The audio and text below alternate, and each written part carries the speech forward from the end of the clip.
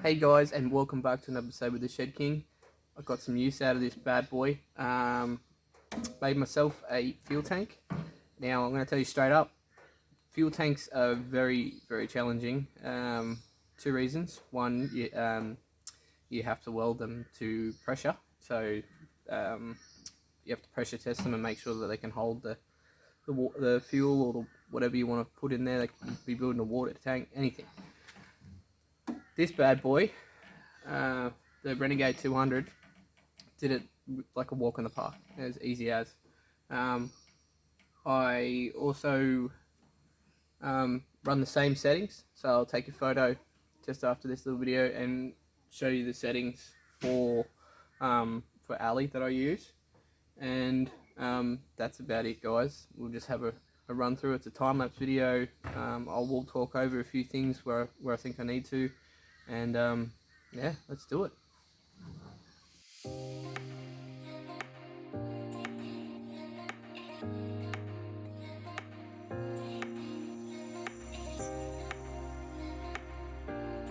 Alright guys, I'm just going to do a quick voiceover where I need to. I've obviously bent up the tank itself and welded in the dividers and also tacked on the base. Now, why I think it's important to talk to you now is because I'm putting a 12mm, 50mm by 12mm thick plate on the underside so I can drill and tap into it. Now this is not really structural, but I'm still welding it in at 200 odd amps, so I just get a bit of penetration. It's basically just to hold the fuel cell holder, like the fuel pump holder, sorry.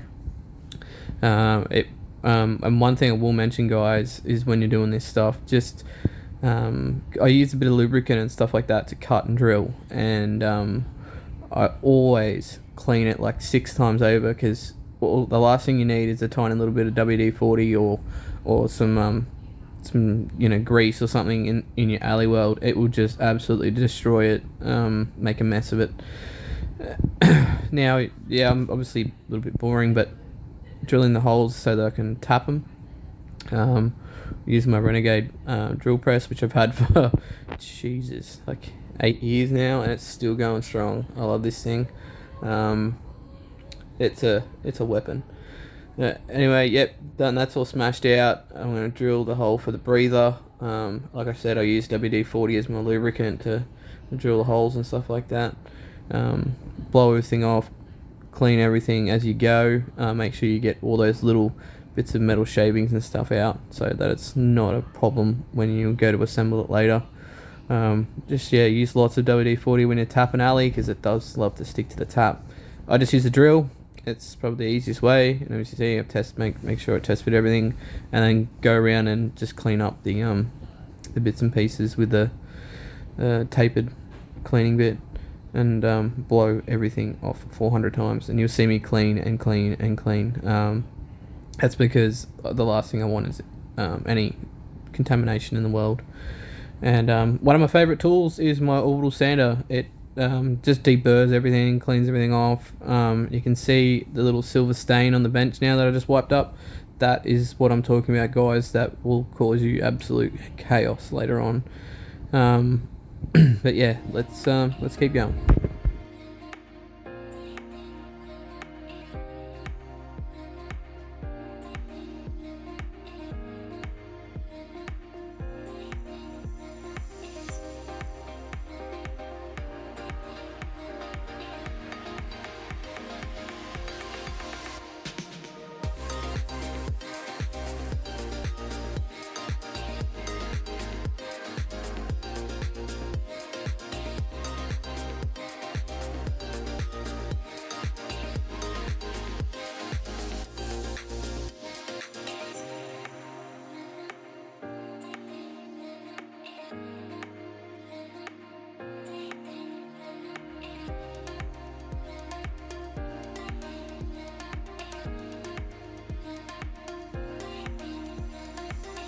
Okay, before we go and weld the cap on this is the welds that I did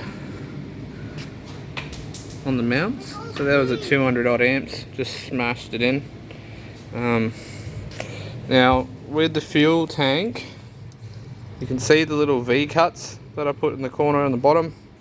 I did it on both, and I've left a little bit at the top just for a bit of clearance for bracketry and stuff.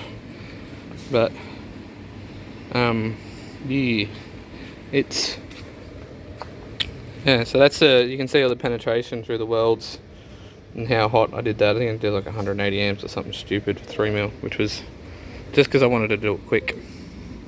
But have a check, guys. I've also put on the bottom, I put on a little drain plug. Yeah, you want to double weld all these as well, so weld both sides and the corners, same as this one. It's double welded. Sorry for the shaky hands, had a lot of coffee this morning. Yeah. Anyway, let's get to welding it out. I basically just made the tabs to suit what I'm doing. And yeah, let's finish this off. Let's do it.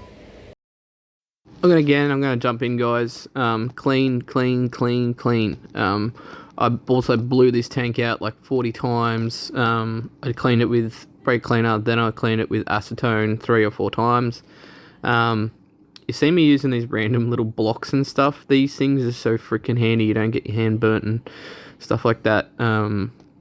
It's fairly distorted, the lid, the cap, because of how much amperage and stuff I use to weld the fittings on the top.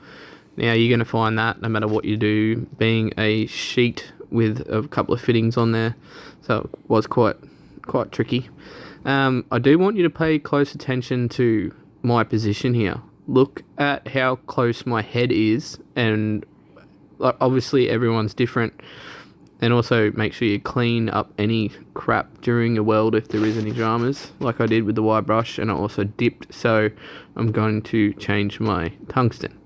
Now look at how my body position and how close I am, and look at how I'm feeding that wire. This is something you really need to focus on to get your welds looking good. Like I've said from the get-go, if you can't see, you can't weld.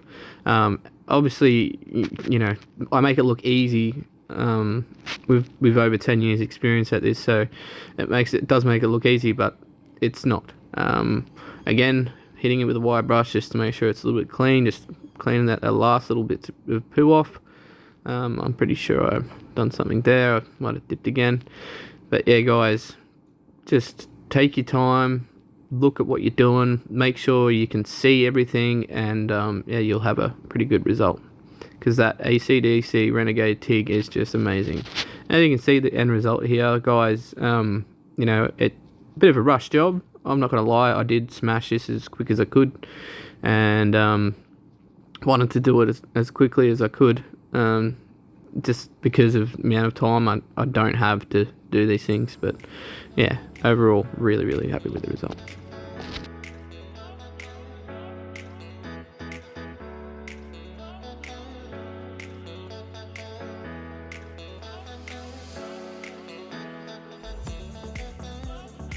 I'm sorry, guys, I didn't do a video before, but this is my video after of it finished. So it used to be that whole area was a fuel tank. It's outside. I'll show you a picture now of the size difference.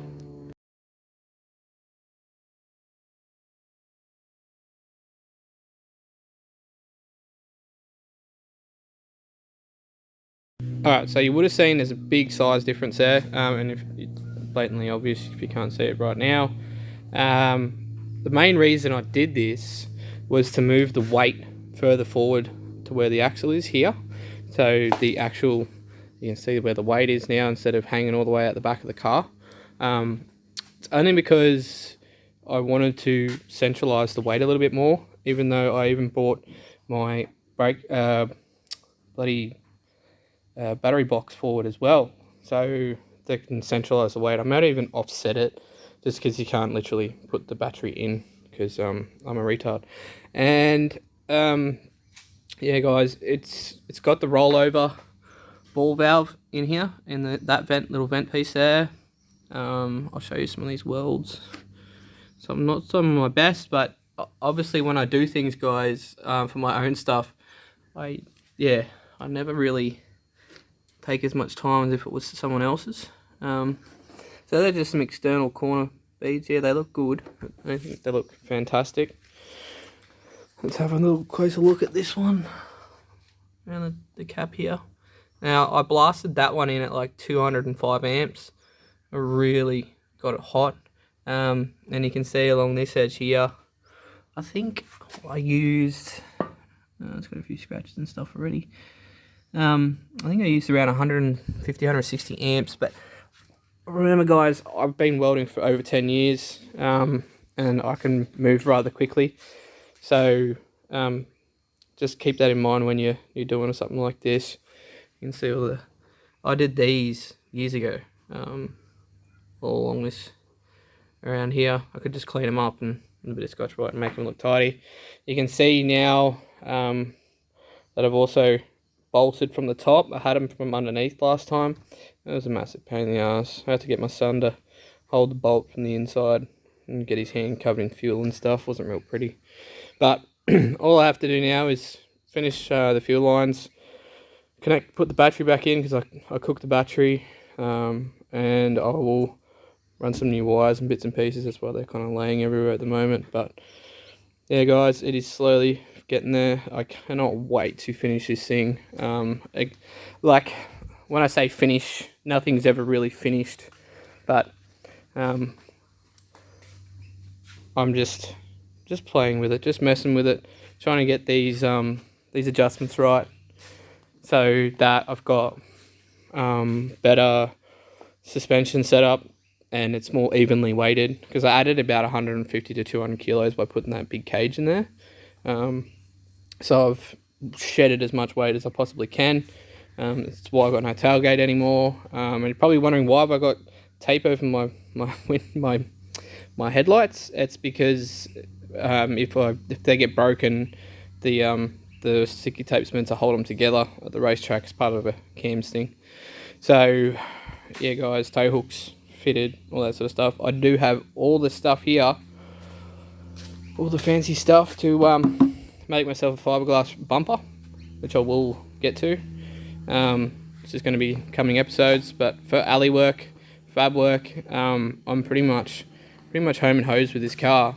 So hopefully, guys, you can see me out of the track on the 10th of April at Japnats.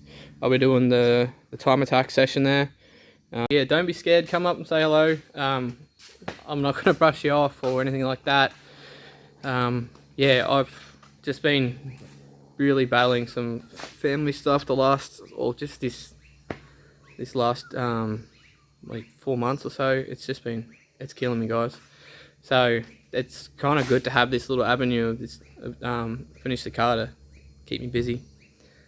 Anyway, guys, take care, and I'll catch up with you all real soon.